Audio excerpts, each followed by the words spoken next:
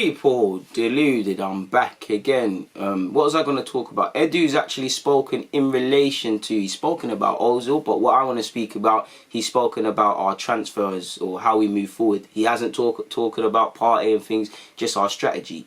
Now, before I begin, a lot's been made of StatDNA. I didn't have a problem with StatDNA under previous regimes. My problem was who was actually watching it. I believe in using stats. I believe in using analytical data, provided there is a football man or someone that sees football for what it is to combine the two. I don't think that was the case. And in relation to job cuts, I didn't want to see Francis Cahegio go, someone that's been instrumental in a lot of our signings. There could have been a role. But at the end of the day, I understand changes. I understand what Edu means when he says less is more, you know. Less people with more responsibilities, less sort of red tape to go around, less politics, you get it. More, I fully understand that. It's more cost effective. I get that. I'm fully with that. And I believe in, like I believe in Arteta, I believe in Edu until I'm so told differently or see differently.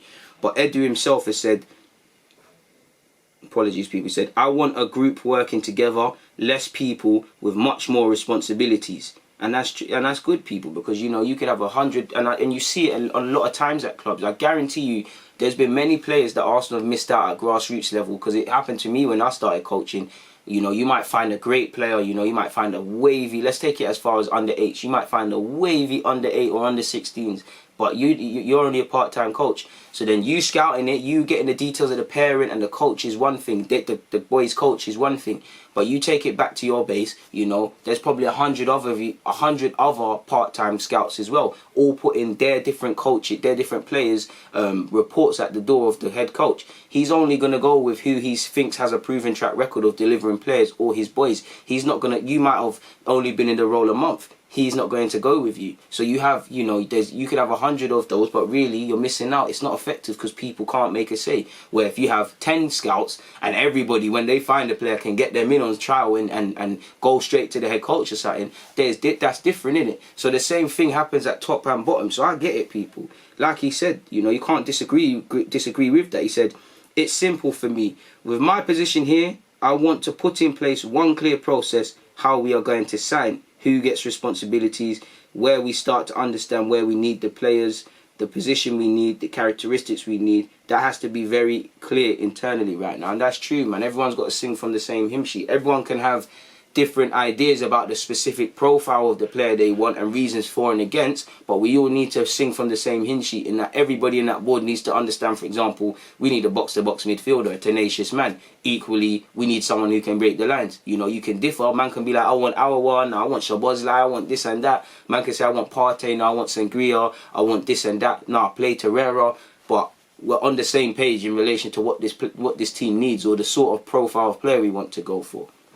So I don't mind that. He said, the decision we made to change a little bit our infrastructure, it is clear for me. I want to work with less people. I want to work with StatDNA a lot more, which we have internally here and the club, and it's very important. And there's nothing wrong with that. We found Torreira via that, basically, you know. We was looking for Exonzi and Partey and Fabinho. Mislintat's quoted as saying this, people, and it didn't bang. We want to type in characteristics, and Torreira came. We went to obviously look at Torreira. We liked what we saw. That's a success story. Torreira had a great season. Now he looks like a tactical misfit. Now he looks like he's struggling to settle in life in England, whether he stays or not. But do you get it? That's an example of using StatDNA to our benefit. But what did I say there? There's a footballing man there. Mislintat was the one using the stats. Do you get it? So I don't mind Edu, Arteta or whoever using it, because I know they're footballing men. They can use their brain. Do you get it? You know, you could find a striker that scored 100 goals. You go and look at his goals, and like 50 are, I'm exaggerating, but 50 are penalties, which is good. You know, 10 are tap-ins. You know, a couple of them are hitting shin pads. You know, it's what the devil's in the details. So,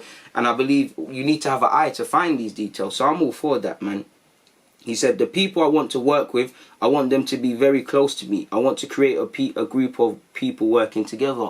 And that's good, you know. When you have hundreds of scouts, hundreds of people, it's difficult, isn't it? It's difficult. It can succeed, but it's difficult. So if you have a smaller group, more tight-knit bunch, you know, I'm all for that. It makes more sense. He said, I don't want individual people working in one area or one country. I want a group working together. Less people with much more responsibilities. That is my vision, and for me in this process, the most important thing is that everyone is very clear on responsibilities, which everyone has to make the right decision. Which is a madness, people. There you go. And he also went on to say, it's important to be clear. What I would like from now is for everything related to football has to come through me. All the contacts, if agents want to talk to the player internally, externally, outside people have to see me and my name as the first one to call or connect to internally. Now that can be dangerous, but at the same time I get it, because you know, if things go wrong, EDU is the first office people are coming to and asking what's happened. So you know, everything comes through him, and then he can delegate and whatnot. I'm all for that. I'm all for that. And he also said, how we go to the market and our strategy, I have to decide a little bit.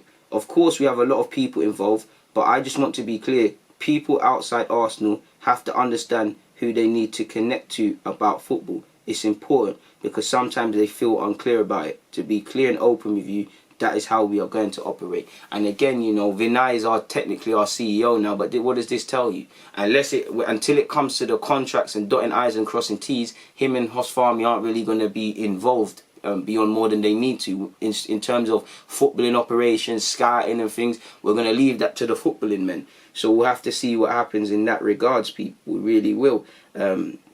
So yeah, man, that's all he said really. I'm going to speak about Ozil in another video. I need to actually go toilet and do a little pee, I can't lie, people. But on that note, please comment your opinions, what you feel of this. Please make sure you like up the video. Please make sure you vote for me in the football blacklist. You know, stuff is in the description. You do not need to put my phone number and email address. Just make that up. It's going to tell you to do that.